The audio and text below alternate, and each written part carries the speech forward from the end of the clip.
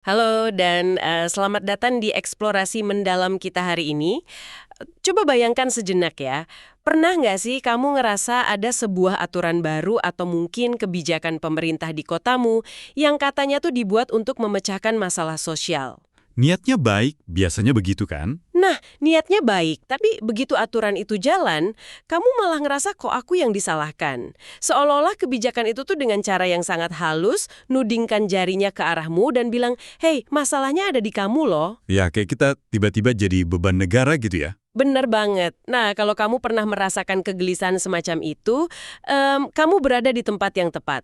Untuk penelusuran kita kali ini, kita akan membedah tumpukan catatan dari sebuah buku yang menurut saya sih sangat membuka mata. Terbitan tahun 2016, judulnya Post-Structural Policy Analysis, A Guide to Practice, karya Carol Bacci dan Susan Goodwin. Buku yang cukup berat, tapi sangat krusial untuk dipahami. Betul. Dan misi kita hari ini bukan untuk berdebat soal politik praktis atau bela pihak manapun. Misi kita adalah membongkar satu gagasan besar, yaitu bagaimana sebuah kebijakan sebenarnya nggak cuma menyelesaikan masalah yang tiba-tiba jatuh dari langit. Justru kebalikannya ya. Iya, justru kebijakan itu secara aktif menciptakan definisi dari masalah itu sendiri. Dan yang lebih gila lagi nih, pada akhirnya definisi tersebut ikut membentuk siapa diri kita. Dan untuk melakukan bedah buku ini, kita punya satu alat bantu yang luar biasa tajam. Di dalam bukunya, para penulis memperkenalkan sebuah pendekatan analitis yang disebut dengan WPR. WPR ya? Ya, WPR. Ini singkatan dari What's the Problem Represented to Be? Atau kalau kita terjemahkan bebas, direpresentasikan sebagai apakah masalah tersebut. Kepanjangannya, kalau pakai bahasa Indonesia terus, jadi kita sebut WPR aja. Betul. Kamu bisa menganggap WPR ini sebagai semacam jalan pintas konseptual atau alat bela diri intelektual. Buat kamu yang ingin berpikir lebih kritis di tengah banjir informasi dan aturan yang kita hadapi tiap hari. Karena selama ini asumsi kita kan beda ya. Pendekatan ini memang pada dasarnya mendobrak asumsi lama kita. Biasanya kan kita mikir pemerintah atau pembuat kebijakan itu cuma bertindak kayak pemadam kebakaran. Ada api masalah di masyarakat, lalu mereka datang bawa air kebijakan untuk memadamkannya. Padahal menurut pendekatan ini, realitasnya jauh lebih kompleks dari itu. Oke, mari kita urai ini. Ide sentral dari WPR ini waktu saya baca catatannya, kelihatannya simple banget tapi efeknya bikin kita mempertanyakan banyak hal. Sangat mengubah perspektif. Sebagai metode membaca mundur. Membaca dari belakang ke depan pada dasarnya. Iya, dan di dalam sumber kita ada satu analogi yang sangat pas soal isu obesitas pada anak. Coba kita bayangkan skenario ini bareng-bareng. Katakanlah ada sekolah atau pemerintah daerah yang panik, wah angka obesitas anak naik nih. Sering terjadi kan kasus seperti ini? Nah, lalu solusi yang mereka keluarkan adalah aturan yang mewajibkan semua anak berlari memutari lapangan setiap pagi sebelum masuk kelas. Solusi klasik. Kalau kita pakai metode WPR dan membaca mundur, kebijakan ini secara otomatis merepresentasikan masalahnya sebagai apa? Sebagai kemalasan anak kan? Anak-anaklah yang dianggap kurang gerak, kurang olahraga, jadi mereka yang harus didisiplinkan. Nyuruh anak-anak lari keliling lapangan, mereka mengeluarkan undang-undang yang melarang keras semua iklan junk food atau makanan cepat saji di jam tayang utama televisi pas anak-anak sedang menonton. Wah, ini Pendekatannya beda jauh. Sangat beda. Kalau solusinya seperti ini, representasi masalahnya berubah total, bukan? Masalahnya bukan lagi soal anak yang malas bergerak. tapi soal pihak lain ya. Betul, melainkan masalah tentang taktik pemasaran yang agresif, manipulatif, dan industri makanan yang tidak bertanggung jawab. Solusinya bergeser, maka definisi masalahnya pun berubah 180 derajat. Itu bikin saya mikir berarti selama ini yang namanya masalah itu bukan sesuatu yang diam saja menunggu untuk diselesaikan ya. Kayak benda mati gitu. Yang menarik di sini adalah bagaimana kebijakan itu tidak menargetkan kondisi objektif yang sudah ada begitu saja. Para penulis buku ini menggunakan istilah problematisasi. Problematisasi. Ya, ini adalah proses aktif di mana sebuah fenomena di masyarakat dibingkai, dipoles, dan dibentuk sedemikian rupa sampai ia sah disebut sebagai masalah. Makanya, kalau kamu membaca teks asli dari buku ini, kamu akan sadar bahwa para penulis secara konsisten menaruh tanda kutip di kata masalah. Kayak scare quotes gitu ya? Tepat sekali. Tanda kutip itu bukan salah ketik. Itu adalah pengingat visual buat pembaca bahwa yang namanya masalah itu selalu dirakit oleh bahasa dan dokumen, bukan sekedar fakta alam yang turun dari gunung. Kayak peringatan kecil ya, hei jangan gampang percaya kalau ini tuh murni masalah alamiah. Dan untuk membedah bagaimana pembentukan masalah ini terjadi, saya lihat di catatan kita, penulis meminjam kacamata dari filsuf Prancis, Michel Foucault. Foucault ini memang tokoh sentral di buku ini. Jujur ya, pas baca bagian ini otak saya lumayan muter. Karena selama ini kalau kita dengar kata kekuasaan, yang kebayang di kepala kita kan tokoh otoriter, bos yang suka marah-marah, atau polisi yang menilang kita di jalan. Intinya, kekuasaan itu sesuatu yang menekan, melarang, atau mengekang. Sangat represif sifatnya. Nah, itu. Tapi lewat lensa Foucault ini, kekuasaan itu dibilang bersifat produktif. Maksudnya gimana tuh? Masa kekuasaan bikin produksi barang? Bukan produksi barang dalam artian pabrik, tapi memproduksi realitas. Foucault melihat bahwa kekuasaan tidak sekedar berkata, jangan lakukan ini. Kekuasaan justru menciptakan sesuatu. Menciptakan seperti apa contohnya? Ia menciptakan rutinitas kita, praktik sehari-hari kita, dan bahkan ini yang paling dalam, ia menciptakan standar tentang apa yang kita yakini sebagai sebuah kebenaran. Wow, oke. Disinilah muncul konsep besar yang ditawarkan buku ini, yaitu governmentality atau seni memerintah. Foucault mendefinisikan governmentality secara sederhana sebagai conduct of conduct, yang artinya seni mengatur perilaku orang lain. Mengatur perilaku orang lain, terus? Yang pada ujungnya membuat orang itu mengatur perilakunya sendiri. Mengatur diri sendiri. Berarti nggak perlu disuruh-suruh atau ditekan pakai senjata lagi dong. Tepat. Seni memerintah ini nggak cuma bertumpu pada hukum pidana atau ancaman penjara. Ia beroperasi lewat tangan para ahli. Ahli seperti ilmuwan gitu? Ya, pikirkan tentang psikolog, ekonom, ahli gizi, perencana kota, atau pekerja sosial. Pengetahuan dari para ahli ini perlahan-lahan membentuk cara berpikir di masyarakat. Sedemikian rupa sehingga kita secara sukarela mengikuti aturan mereka. Karena kita percaya, oh inilah cara hidup yang rasional dan benar. Nah, buat kamu yang lagi dengerin ini, mungkin kamu mikir, terus kenapa saya harus peduli sama teori sosiologi yang kedengarannya berat ini? Karena dampaknya sangat nyata. Benar. Jawabannya karena ini terjadi padamu setiap hari, dari mata terbuka sampai tertutup lagi. Coba deh, pagi-pagi kamu bangun, hal pertama yang kamu lihat mungkin aplikasi kesehatan di smartwatch atau HP-mu. Aplikasi itu bilang kamu kurang tidur, atau target 10.000 langkahmu kemarin nggak tercapai. Itu contoh yang sangat dekat dengan kita. Belum lagi di kantor. Ada standar evaluasi dari HRD tentang apa itu pekerja yang produktif. Semua pengetahuan dari para ahli itu mendikte norma tentang dirimu. Mereka menentukan siapa yang berhak disebut sehat, normal, atau berkontribusi. Kita jadi terus-terusan mengevaluasi dan menghakimi diri kita sendiri pakai standar yang sebenarnya dirakit oleh kebijakan. Itu contoh governmentality yang sangat sempurna. Kita mendisiplinkan diri kita sendiri. Nah, untuk melawan dominasi standar-standar ini, pendekatan WPR menggunakan metode analisis yang disebut Foucault sebagai genealogi. Tunggu dulu, genealogi. Maksudnya kita disuruh bikin pohon silsilah keluarga buat ngecek siapa nenek moyang dari sebuah undang-undang gitu. Bukan silsilah keluarga secara harfiah. Genealogi dalam konteks analisis kebijakan ini bukanlah mencari asal-usul sejarah dalam satu garis lurus yang rapi dari masa lalu ke masa kini. Terus apa dong? Genealogi di sini adalah upaya menggali ke belakang untuk mencari apa yang Foucault sebut sebagai subjugated knowledges, atau pengetahuan-pengetahuan yang ditundukkan. Pengetahuan yang ditundukkan maksudnya pengetahuan yang kalah. Intinya begini, setiap kali ada konsensus ahli yang bilang inilah kebenarannya, pasti ada suara-suara lain yang dibungkam, diremehkan, atau dianggap nggak ilmiah. Oh, kayak suara-suara orang di lapangan yang sering dicuekin birokrat ya? Persis. Suara marginal ini bisa berupa pengalaman langsung seorang pasien yang lebih tahu rasa sakitnya daripada dokter yang merawatnya, tapi pandangannya diabaikan dalam kebijakan medis. Karena dianggap cuma keluhan awam bukan data klinis. Yes. Tepat sekali. Atau pengetahuan masyarakat adat tentang cara menjaga hutan yang seringkali digusur oleh dokumen resmi perencanaan kota modern. Genealogi adalah tentang menghidupkan kembali suara-suara yang tertindas itu untuk menantang klaim kebenaran dari kebijakan yang ada. Disinilah ini menjadi benar-benar menarik. Karena dari catatan yang saya baca, kebijakan itu bukan cuma ngebentuk masalah, tapi secara harfiah menciptakan orang.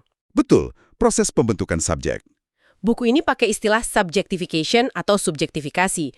Maksudnya kebijakan itu secara aktif mendikte kategori manusia, dan mau nggak mau kita harus masuk ke dalam kategori itu. Saya mau bahas satu contoh dari dokumen International Labour Organization atau ILO yang dianalisis sama penulis.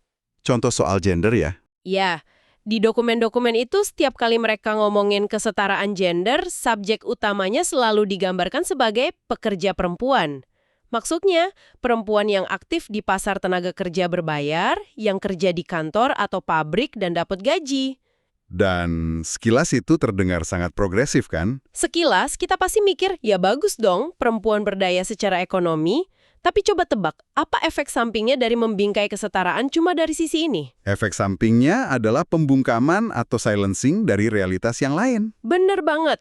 Ketika kesetaraan gender cuma dinilai dari seberapa banyak perempuan yang dapat gaji dari perusahaan, kebijakan ini secara otomatis mengabaikan pekerjaan perawatan atau care work di rumah yang tidak dibayar. Padahal itu kerja keras yang luar biasa. Banget, seorang ibu yang seharian mengurus anak, memasak, dan merawat lansia di rumah mendadak jadi nggak kasat mata di mata kebijakan ini. Seolah-olah mereka bukan bagian dari narasi kesetaraan, mereka cuma jadi bayangan. Contoh ILO tadi sangat bagus untuk melihat skala global, tapi teks sumber kita juga memberikan contoh yang lebih membumi dan sangat terasa efek psikologisnya. Ini terjadi di Australia Selatan. Kampanye iklan itu ya? Ya, waktu itu Motor Accident Commission atau MAC bikin kampanye keselamatan jalan. Bentuknya iklan televisi. Di iklan itu ada dua pemuda lagi naik sepeda tandem bareng. Terus salah satu dari mereka manggul radio semacam ghetto blaster yang gede banget di bahunya. Iklan zaman dulu banget ya gayanya. Betul. Lalu mereka berhenti di lampu merah, dan di sebelah mereka ada mobil berisi perempuan-perempuan. Dua pemuda pesepeda ini nyoba menggoda perempuan di mobil itu. Tentu saja, perempuan-perempuan itu menolak, kasih tatapan ilfil, dan langsung tancap gas. Terus? Lalu, layar jadi hitam, dan muncul slogan besar dengan huruf kapital. Tulisannya, hilangkan SIM-mu dan kau hancur. Waduh, itu pesannya agresif banget ya. Padahal kan mereka cuma naik sepeda. Nah, mari kita bedah iklan ini pakai WPR. Kampanye ini sebenarnya sedang melakukan apa yang disebut sebagai dividing practices atau praktik pembelahan. Iklan ini membelah masyarakat jadi dua subjek yang berbeda. Membelah bagaimana maksudnya? Pertama, subjek warga negara yang baik, yang direpresentasikan oleh perempuan pengemudi mobil. Mereka sah, normal, punya kebebasan mobilitas dan dihormati secara sosial. Di sisi lain, ada warga negara yang buruk, yaitu pesepeda tandem tadi. Tapi kenapa sepedaan dianggap buruk di konteks iklan ini? Karena iklan itu mengimplikasikan bahwa satu-satunya alasan pria dewasa naik sepeda adalah karena SIM mereka dicabut oleh polisi akibat pelanggaran. Berarti efek dari iklan kayak gitu secara nggak langsung bikin naik sepeda jadi sesuatu yang memalukan dong? Tepat. Orang jadi mikir, bersepeda itu bukan pilihan gaya hidup sehat atau peduli lingkungan, tapi itu adalah hukuman. Kalau kamu sepedaan, berarti kamu habis melanggar hukum, kamu kehilangan status sosial, makanya cewek-cewek di mobil tadi nolak. Logikanya dibentuk seperti itu oleh iklan. Ini gila sih, bagaimana sebuah iklan pemerintah bisa secara halus menciptakan stigma tentang siapa kita di ruang publik. Betul sekali. Dan pembentukan subjek ini punya konsekuensi dunia nyata. Teks sumber kita menyebutnya sebagai lived effects atau dampak yang langsung dialami oleh hidup seseorang. Kebijakan sering melabeli mahasiswa dari kelompok ekonomi menengah ke bawah sebagai kelompok yang, tanda kutip, kurang memiliki aspirasi atau kurang kapabel. Seakan-akan masalahnya ada di motivasi mereka. Bener. Coba deh, kamu yang lagi dengerin, bayangkan dirimu ada di posisi mahasiswa ini. Kamu masuk kuliah, tapi biaya UKT mahal, buku-buku mahal, dan akses internet di rumahmu pas-pasan. Terus kamu baca laporan kampus atau pidato menteri yang bilang bahwa mahasiswa dari latar belakangmu itu kurang punya aspirasi untuk maju. Dampak psikologisnya pasti besar. Wan dirimu sendiri, ngerasa minder, dan akhirnya mungkin beneran putus kuliah. Padahal masalah aslinya ada di sistem biaya pendidikan yang nggak adil. Tapi kebijakan itu berhasil bikin kamu ngerasa bahwa masalahnya ada di dalam kepalamu. Itu poin yang sangat krusial. Kebijakan mengalihkan tanggung jawab dari kegagalan struktural ke pundak kelemahan individu. Jika kita menghubungkan ini dengan gambaran yang lebih besar, kita akan sampai pada satu pemahaman bahwa kebijakan tidak hanya menciptakan subjek atau manusia jenis tertentu, tetapi ia juga merakit objek. Objek? Maksudnya benda mati. Objek konseptual. Konsep-konsep yang tiap hari kita dengar di berita dan kita anggap sebagai realitas alamiah. Kata-kata seperti kemiskinan, lalu lintas, angka pengangguran, atau masalah alkohol. Itu kan hal yang nyata terjadi. Pendekatan WPR mengajak kita melihat bahwa itu semua bukanlah benda mati yang turun dari langit. Mereka adalah objek yang terus-menerus dibentuk, diubah, dan dihidupkan oleh cara birokrasi membicarakannya. Saya paham. Buktinya paling kelihatan di kebijakan soal narkoba dan alkohol ya. Kalau kita perhatikan, bagaimana objek bernama narkoba ini ditangani itu beda-beda banget tergantung cara merepresentasikannya. Coba, berikan perbandingannya. Kalau pemerintah merepresentasikan penggunaan narkoba murni sebagai masalah kriminal, ya objeknya berubah jadi kejahatan yang harus dibasmi. Solusinya ya penjara keras, bahkan sampai ada larangan membagikan jarum suntik bersih. Dan efek dari kebijakan represif itu? Efeknya penyakit menular meledak, karena pengguna dianggap penjahat yang nggak pantas dapat akses kesehatan. Tapi kalau narasinya digeser dan narkoba direpresentasikan sebagai masalah medis, pendekatannya berubah total jadi wacana recovery atau pemulihan. Objeknya berubah total. Objeknya berubah dari penjahat jadi pasien yang butuh dirawat. Kelihatannya jauh lebih manusiawi kan? Terlihat lebih manusiawi, tapi disinilah WPR menuntut kita untuk tetap kritis. Teks kita ini membahas studi kasus tentang wacana recovery di Inggris, dan penulis memperingatkan bahwa narasi pemulihan ini pun bisa jadi jebakan. Jebakan gimana? Kan tujuannya menyembuhkan. Karena wacana pemulihan seringkali meletakkan beban keberhasilan sepenuhnya pada kemampuan individu itu sendiri. Pesannya seolah begini, kami sudah sediakan jalan pemulihannya, sekarang giliranmu untuk sembuh dan kembali jadi pekerja yang produktif. Oh, saya mulai paham arahnya. Lalu, bagaimana kalau orang itu gagal pulih karena dia trauma berat, miskin, dan nggak punya dukungan sosial di lingkungannya? Dia bakal disalahkan lagi. Dianggap nggak niat sembuh. Tepat. Kegagalannya akan dianggap sebagai kegagalan moral dia sebagai individu. Negara bisa cuci tangan dan bilang, bukan salah kami, dia saja yang nggak mau bertanggung jawab atas hidupnya. Padahal, saat yang sama, pemerintah mungkin sedang memotong anggaran untuk jaring pengaman sosial atau fasilitas kesehatan mental masyarakat. Sekali lagi, masalah struktural disulap jadi kelemahan personal ya. Masuk akal sih, tapi bikin merinding juga kalau dipikir-pikir. Dan pola menyalahkan individu ini juga kelihatan banget di contoh tentang keuangan mikro atau microfinance yang dianalisis dari kasus di Australia. Ya, itu salah satu kasus favorit saya di buku ini. Program pinjaman mikro seringkali membingkai kemiskinan dengan bahasa literasi keuangan. Literasi keuangan. Terdengar sangat teknis dan netral. Sangat netral, tapi mereka merepresentasikan masalahnya seolah-olah begini. Orang-orang ini miskin karena mereka kurang literasi, mereka kurang pintar mengatur uang belanja mereka. Wah, itu sih sama aja kayak bilang masyarakat kere karena nggak bisa nabung. Padahal yang dipinjamkan kan biasanya ke perempuan-perempuan miskin yang upahnya memang jauh di bawah standar kelayakan hidup kan. Tepat sekali. Dengan membingkai masalahnya sebagai kurang literasi keuangan, kebijakan ini secara elegan menutupi realitas yang jauh lebih brutal.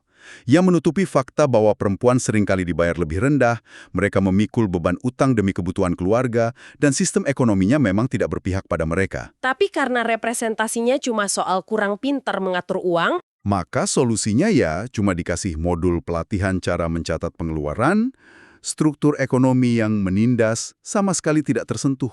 jadi apa arti dari semua ini? Kenapa kita harus repot-repot membedah kerangka berpikir WPR, ngebahas Foucault, dan ngebedah kata demi kata dari kebijakan pemerintah? Jawabannya sebenarnya sangat memberdayakan. Membuka ruang kemungkinan baru. Betul, dengan membongkar bagaimana kebijakan itu direkayasa, kita tiba-tiba bisa melihat celah. Kita jadi sadar bahwa bahasa yang dipakai birokrat atau ahli itu bukanlah takdir. Kata-kata mereka itu, meminjam istilah bukunya, hanyalah sebuah proposal. Itu poin penting, sebuah proposal. Itu cuma tawaran tentang cara melihat dunia. Dan karena itu cuma tawaran, kita punya ruang untuk menolaknya dan membayangkan solusi yang sama sekali berbeda. Sangat esensial. Dan ini sebenarnya adalah saripati dari seluruh diskusi kita hari ini. Kalau kamu adalah seseorang yang selalu ingin belajar dan menjadi warga yang well-informed, wawasan paling berharga yang bisa kamu bawa pulang bukanlah menghafal istilah akademisnya, melainkan mempraktikkan skeptisisme yang sehat. Metode ini melatih insting kritismu. Betul. Jadi begini aplikasinya buat kamu. Besok pagi pas kamu lagi santai ngopi sambil baca berita di HP soal aturan baru, entah itu kebijakan soal pembatasan kendaraan, kurikulum pendidikan baru, atau pajak yang naik, jangan buru-buru mikir apakah kebijakan ini bakal berhasil secara efisien. Pertanyaan itu sudah usang. Iya, tahan sebentar. Mundur selangkah dan tanya pada dirimu, menurut aturan ini, masalahnya sebenarnya sedang direpresentasikan sebagai apa? Siapa yang secara nggak langsung lagi disalahkan oleh aturan ini? Dari situ percaya deh, kamu akan mulai melihat dunia dengan cara yang nggak akan sama lagi. Ini memunculkan pertanyaan penting yang sangat relevan dengan zaman kita sekarang.